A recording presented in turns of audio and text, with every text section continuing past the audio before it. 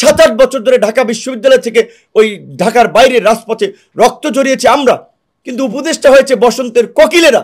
BNP জামাত আশা করি আমরা আলাপ আলোচনার মধ্যে দিয়ে তাদেরকে এক জায়গায় নিয়ে আসতে পারবো এবং সকল রাজনৈতিক দলকে নির্বাচনমুখী করতে পারবো, এইটুকু আপনাদেরকে গ্যারান্টি দিচ্ছি।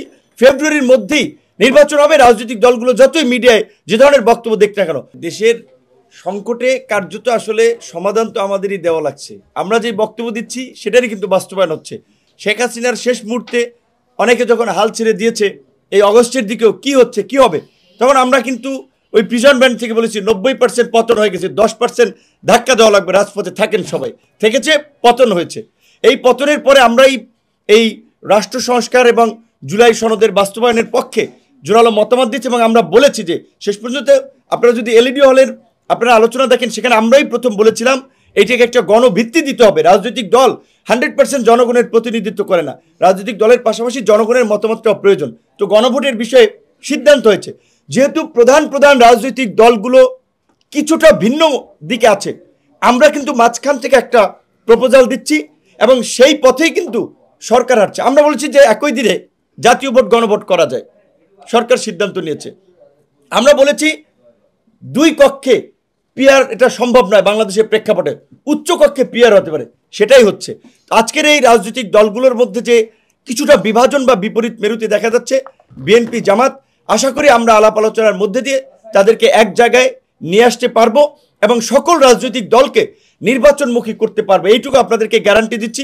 ফেব্রুয়ারির মধ্যেই নির্বাচন হবে। রাজনৈতিক দলগুলো যতই মিডিয়ায় যে ধরনের বক্তব্য দেখতে না কেন, অভ্যন্তরীণ আলাপ আলোচনায় ইতিমধ্যেই তাদের সাথে আমাদের যে আলাপ আলোচনা হয়েছে, সবাই প্রধান উপদেষ্টার এই ভাষণকে এবং জুলাই সনদ জারির আদেশকে ইতিবাচকভাবে দেখেছে। এইখানে আর নেতিবাচক ভাবার সুযোগ নাই। হয়তো প্রত্যেক দলের প্রত্যাশা অনুযায়ী এটা পূরণ হয় নাই, আমাদের তো অনেক ক্ষোভ আছে, আমাদের তো অনেক চাওয়া না পাওয়ার বেদনা আছে।